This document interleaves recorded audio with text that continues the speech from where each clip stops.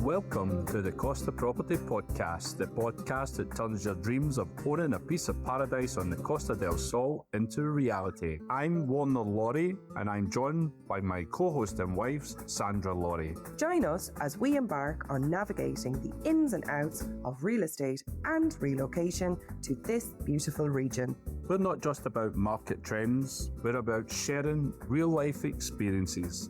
Because we know the struggle firsthand, and I've helped many people navigate this challenge also. If you're dreaming of your perfect Costa del Sol home and want to get real, no-frills, expert advice, then you're absolutely in the right place. Join us each week as we share honest insights and information that will guide your journey. Everybody loves the idea of summer in Spain. Sunshine, sangria, beach days. But what's it actually really like when you live here?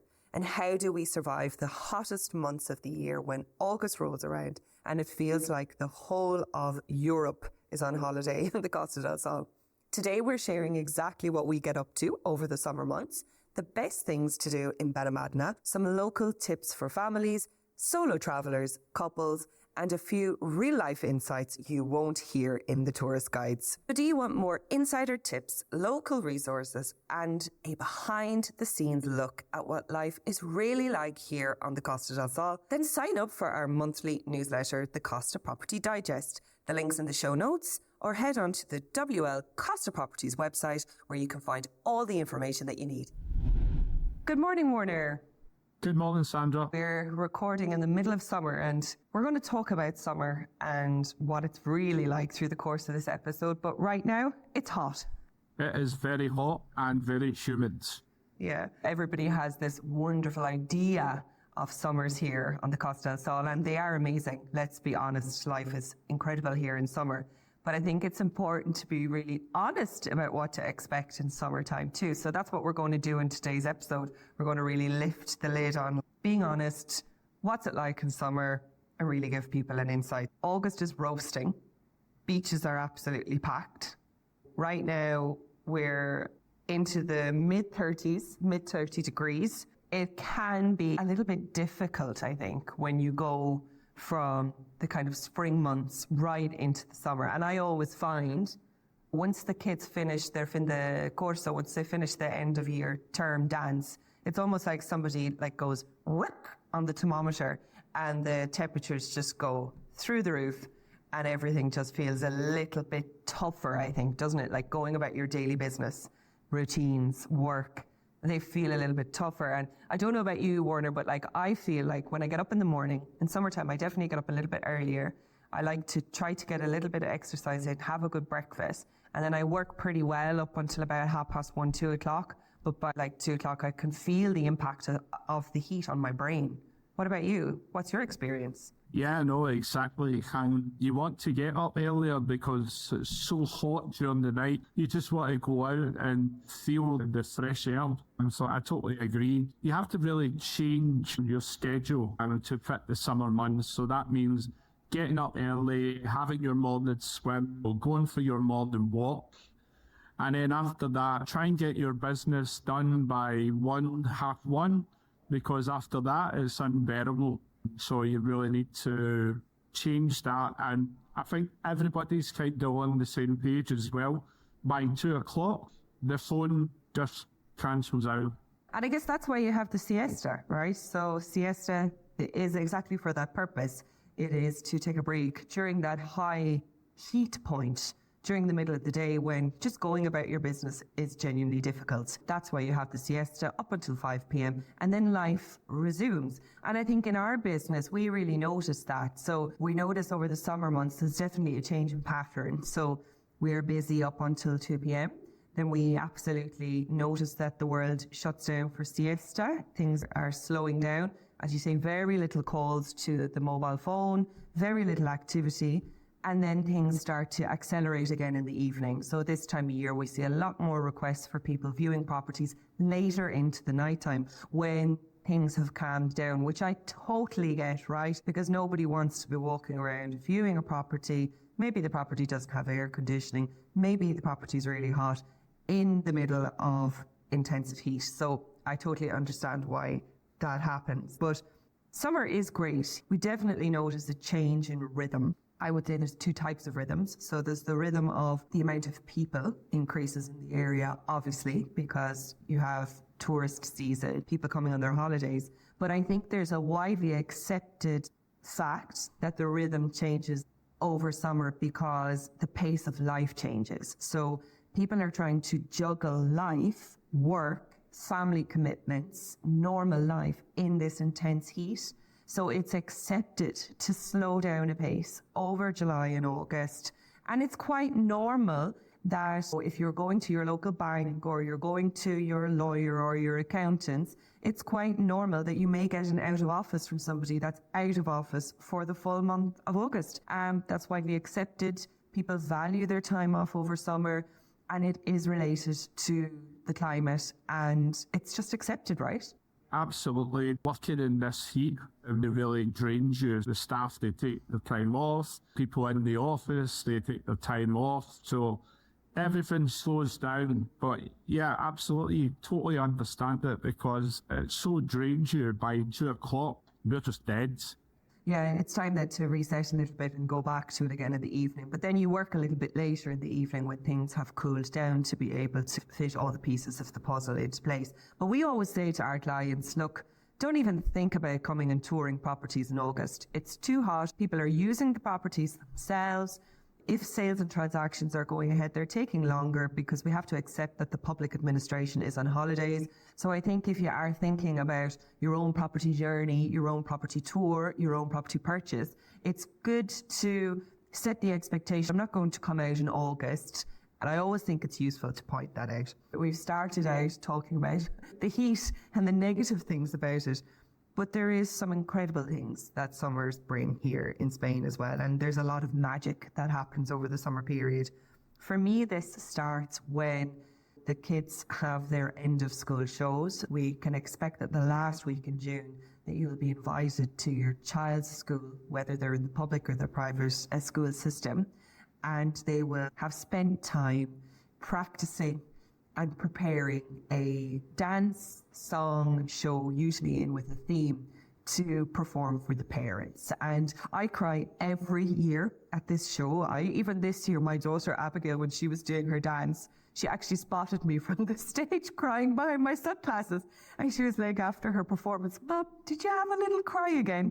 It's just a beautiful, magical end to the year to acknowledge the work that the kids, the parents, the communities, the families have put into making the school year a reality. So I always find that really magical, and I just love to take a second just to acknowledge the progress of the kids. And then it just really marks that milestone. The summer holidays are coming.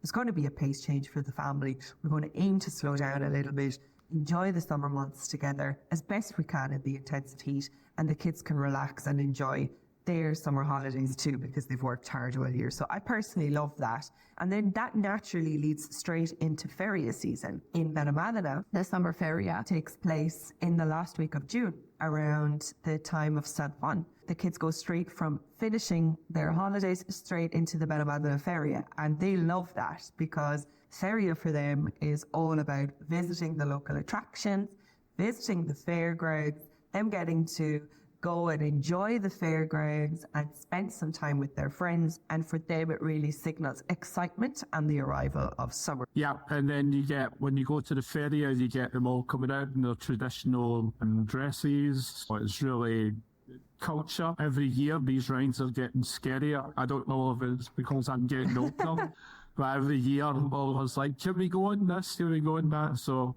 he's now at an age where his friends are going and they're going on the rides itself, and we could just look back and watch. Not only for the children as well, at night time, as our house is quite next to it, this goes on to about 2 a.m. And so it's a really good feria. I don't know if I'd agree with you with the word disco, and I think if there's any Spanish people listening, they'd be like crumbling in their seats going, disco? No, I think we need to describe the feria and do it justice in a way that it deserves, Warner. So ferias usually kick off with the Sevilla feria, and that kicks off in April, just around the arrival of Easter time. And then what you can expect then is the various towns and cities, villages, pueblos across Andalusia will then carry on with a sequence of ferias through to August time, and then the concluding, I guess, towards the end of feria season. But you can expect some of the smaller ones then to continue right up until September. And what you've got then is you've got really a party in the feria ground where you will have these large tents where locals and visitors alike will enjoy local music, traditional dancing, traditional customs, local food. You can see people enjoying maybe a sangria or a summer drink or a cold beer, as well as lots of different local food and tapas, and just enjoying the music and enjoying life and enjoying in Benalmádena, they're definitely enjoying the arrival of summer. But there's another thing that I love about Benalmádena just before summer arrives. So in June, you will have the Corpus Christi procession, and anybody that's religious, especially that maybe practices a Catholic faith, may be familiar with this. But if you're not of a religious disposition, Corpus Christi Benalmádena Pueblo is absolutely stunning. So you will go to Benalmádena Pueblo and you will see all of the cobble streets decorated with the most stunning and designs of fresh petals to symbol the Corpus Christi procession. And it's all done by the locals in the village and in the local town hall that take the time to do this every year. And it's absolutely stunning. It really is remarkable. Next year, I promise I will get up there and really do some good video footage and really show everybody what it's all about. But yeah, so for me, it's Corpus Christi, then we're into end of school courses, then we're bang into feria in Benalmádena. For me, that's just like a sequence of weeks that just signal the summer has arrived. We can definitely feel the volume of people is hotting up and increasing, and we have a lot of people enjoying their holidays, and you can really feel that around. For locals, it's difficult to get parking. You may need to start making reservations in your local restaurants because it's just busy. It's just summer. Yeah, and I used to laugh when you were driving by and you would see the Spanish people going onto the beach with their big tents and their cooking and their barbecues. It's a great idea because all the family just go down to the beach. They've got these gazebos and they just sit under there until like 9 in the morning to 10 at night. And it's just all the family are there just enjoying that. I think we'll do it this year, actually. Yeah. Yeah, and we do say that every year that we're going to spend a bit more time on the beach. But I think that because we've got everything in our house and we have our own pool and we have everything there, we just go, can we be bothered? It's too hot. We'll just stay here if we can jump into the pool. I do love the beach, particularly in the evening times when things start to cool down. It just feels fresh and lovely. It's a great time to go to the beach and really enjoy it. Okay, so I think as well, we've talked a lot about living here, but if you're visiting here, if you're on holiday or you're coming over to suss the area out, or you're just on holidays and you've got family with you, there's a lot of things to think about, good things to do with your family. So for me, you know, when we have people visiting us, they have families, some of the things I always recommend that they do is go to the marina and do a boat trip. Go out and see the dolphins. It's a great fun day out. It's pretty cost effective, great for the kids. They love it. They love to go dolphin spotting. They could take a dip in the sea, and it's just a nice thing to do, right? Then if you want to do something that's a little bit more pocket friendly and a little bit more affordable and economical, Benalmádena has a stunning park called La Paloma Park. You have gorgeous green areas. It's really like a lawn in the centre of Benalmádena, just providing greenery, landscaped area, parks, playgrounds, cafes, shaded areas. There's a huge lake in the middle where you'll see lots of ducks, turtles, different types of animals that live in lakes. But also what's gorgeous is that you are definitely going to witness some rabbits roaming around freely in the park, guinea pigs, different types of animals going about their day and living in the park. And it's gorgeous for families to go and have a walk, particularly if you've got younger children as well, right? We used to love to take the kids when they were little. And also, we do have cable car in Benalmádena. So if you've been to Benalmádena before, you've likely seen the cable cars going overhead. And that's a nice thing to do with families as well. And you go right to the top and you have the most stunning views all across Benalmádena and into Fuengirola. So they're just some things to do from a family point of view and things to do with little ones.